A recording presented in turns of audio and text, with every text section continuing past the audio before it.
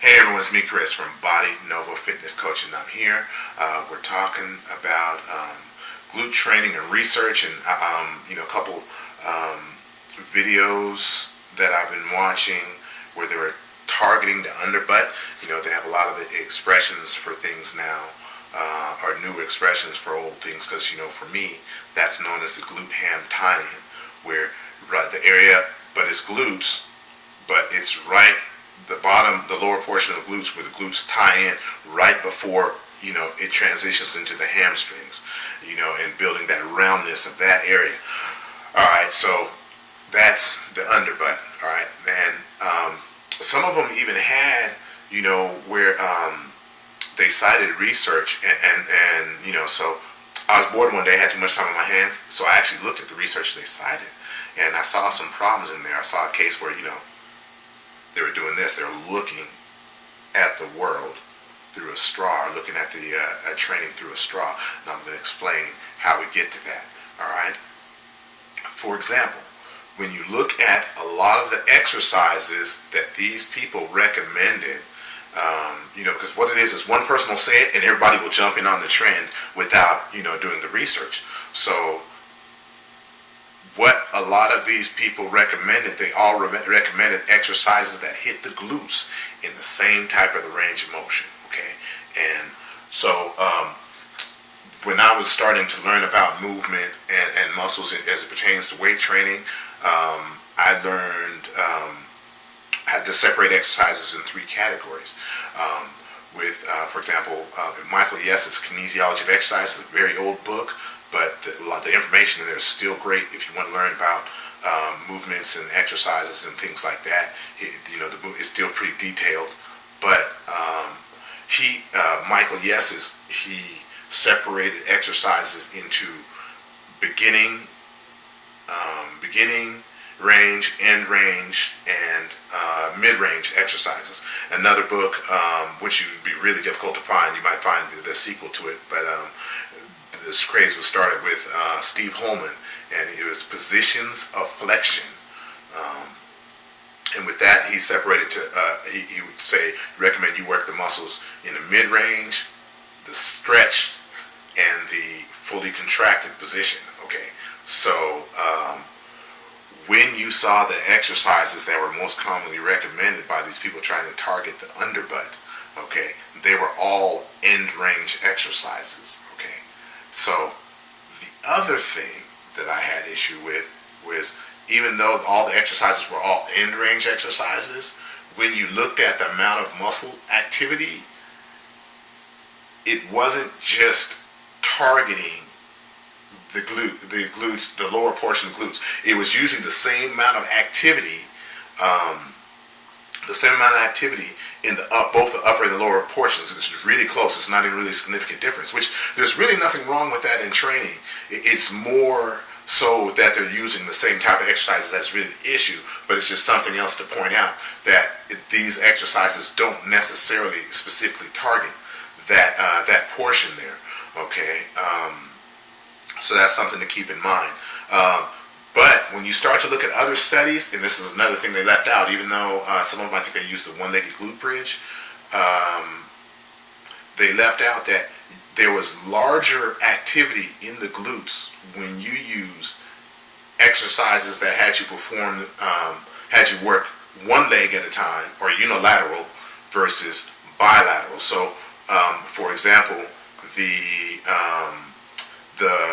one-legged squat, which there was different versions, but in the studies that I've read, the one-legged squat was more like the Bulgarian squat, was performed more like the Bulgarian squat, and not so much the pistol squat, even though both will work. That had more activity than the hip thrust and the glute bridge, and most of the exercises. The only exercise that had more activity, if I remember correctly, was the step up, the high step up. So you don't want a normal, like maybe a 12-inch step, but you want a step which will allow you to really bend your legs and get those hips high. And maybe I'll put an example of that. So the high step up, and that was the most activity there. With that being said, okay, so I have the exercises here. They're all separated into their positions. Okay, so with everything being an end range exercise, that part of the range of motion where that muscle is working out from that extremely stretched out, most of the squats, the deadlifts, which includes the one-legged squats, the one-legged deadlift, which is the king deadlift, which I don't know if that was studied. I don't remember that being studied. The sumo deadlift and that high step up were left out of their recommendations, even though in numerous studies, the high step up had the most glute activity. See what I'm saying? So those are the stretched position exercises because, the glutes are stretched out because there's a deep knee bend and a lot of hip extension occurs. All right. The mid-range exercises, the stiff-legged deadlift was included in their recommendations, but it's usually pretty weak for the glutes because it's a very short range of motion. So when you have a mid-range exercise, okay, in the middle of the movement, it's only the middle of the movement that most of the activity is occurring. It's not at the end like deep, like a stretch position exercise. And it's not, and by the time you get to the end range or the fully contracted part, it's gone. Like in the case of a stiff-legged deadlift, by the time that you get totally vertical, all of that activity is gone. Most of that activity is done.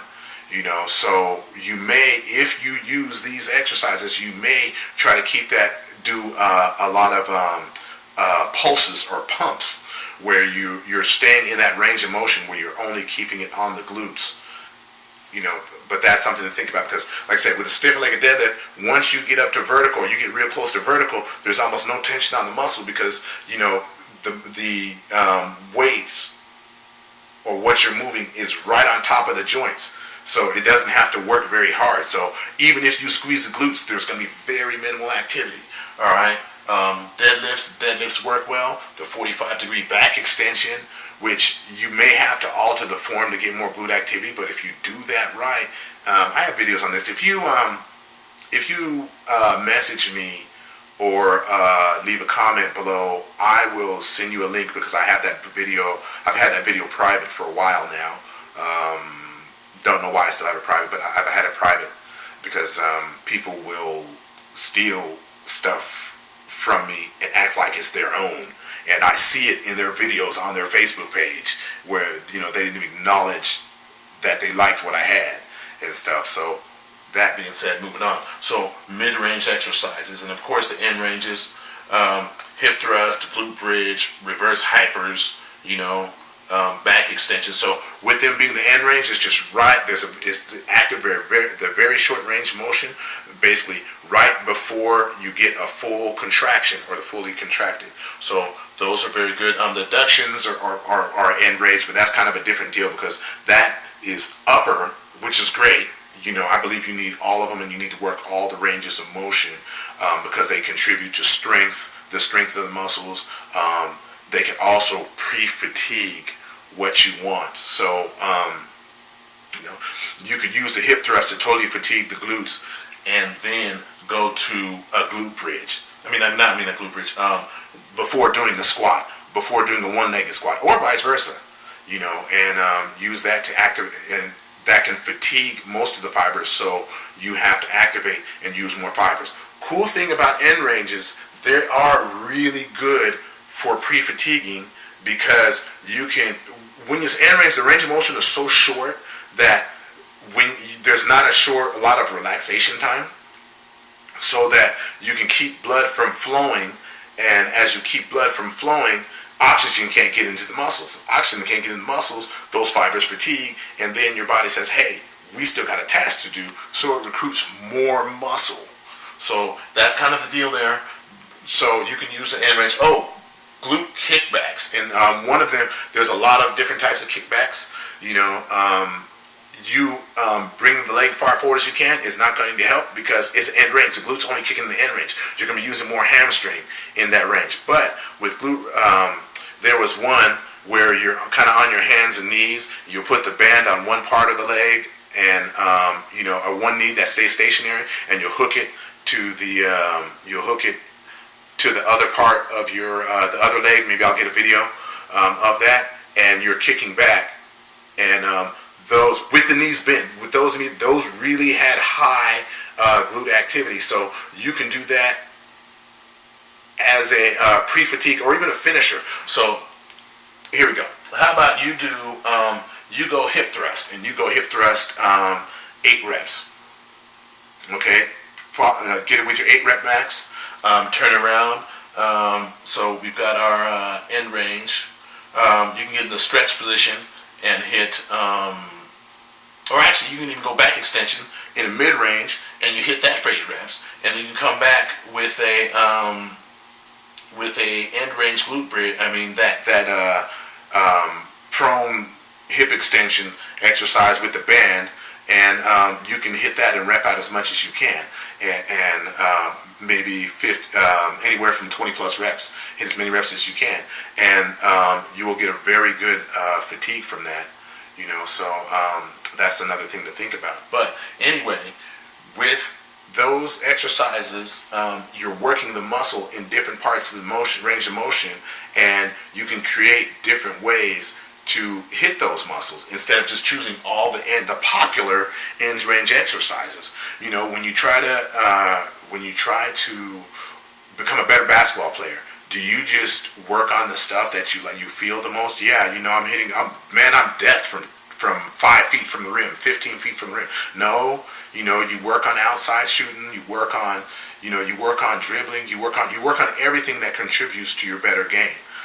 And that's how you get the most. And some people, they're primarily more built for upper glutes, and some people are primarily built for lower glutes. But you can be impressive either way if you work on all areas of your glute game, all areas of your fitness game, because so just as a recap, what you need to know is certain exercises, you cannot change their nature in terms of the target muscles that you're working. Okay, if the exercise worked in a stretch position, like in the case of the glutes, you're talking about squats, lunges. As you stand up more, the glutes need to contribute less because the levers get shorter. Because as your hips go forward, the weight that is pushing, which is your body and the bar on your back or whatever, gets closer to the joints that you're moving until you're right up over the top of everything, and that's almost zero tension on the muscle and more maybe on the joints to hold you up. So that's a stretch position. As you're talking about mid-range, sometimes you cannot change them. Well, maybe if you tied bands to it, but as you're talking about deadlifts, stiff-legged deadlifts, the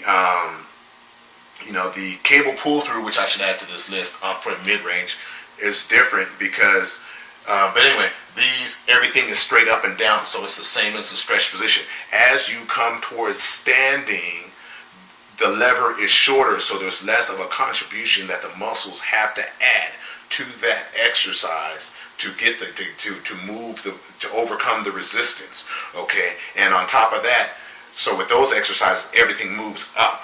Okay, but your hips is where the glutes, the extension of the hips and the glutes being under tension is not a vertical thing, it's horizontal. So that's why when you do even though it's very similar, the cable pull through is going to be different because that is going to be vertical. Or you'll see some people, they'll tie a band to a post or something and they'll put it around their hips, and that will be different because you'll have end range tension, because as the band as you move forward, the band stretches and provides more tension, but it's in the same way that your hips are moving.